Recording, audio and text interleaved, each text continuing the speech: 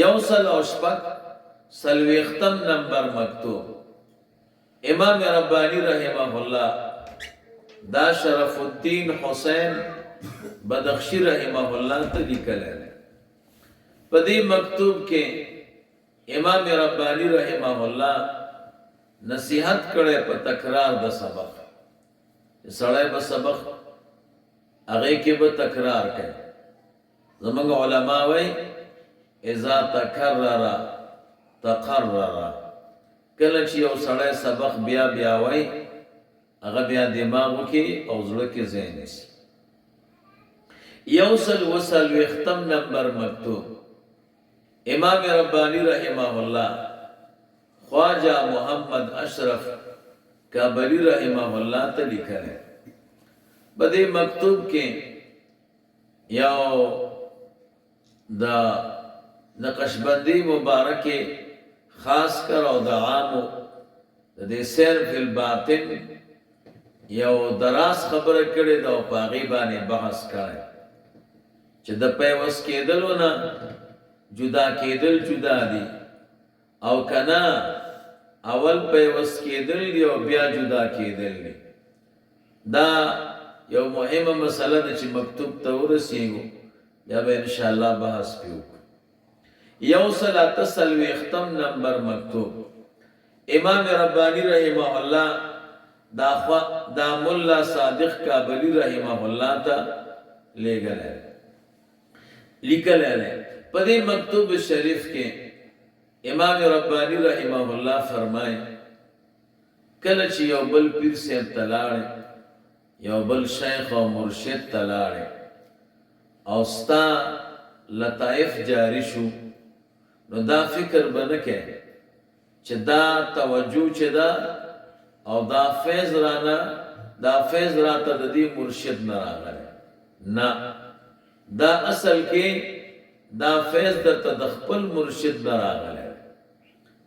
یا یو سړی خوب وویني او په خوب کې یو پیر صاحب یو ولی او بزرګ وویني او دته توجه وکړي نو دی به نه وایي چې دا توجه ما ته فلاني کړې ده، بلکې دا به وایي چې دا زما خپل شیخ او خپل مرشد راته کړې ده. د هغه لطایف د دغه شیخ او د مرشد په شکل باندې مصور شوي دي. یوصل یو کم 50 نمبر مکتوب دا هم ملا صادق کابلی رحمه الله ته لیکلی. په دې مکتوب شریف کې امام ربانی رحمه الله فرمایي دنیا کې مسبب الاسباب ذات اکثر شیونه دا تر اسباب پورې متعلق کړي او مرتب کړي. نو اسباب به سړی استعمالی خو نظر به په خپل مقصود او مطلوب باندې اچوي. دا اسباب اصل کې محض یو وسیله او یو واسطه ده. که دا اسباب نه وي به الله تعالی درته دا مقصود درکاو. خو دنیا چون کې دارالاسباب ده نو دا الله تعالی عادت مبارک په دې جاری دی چې اول به سبب استعمالی بیا به درته مسبب حاصلیږي.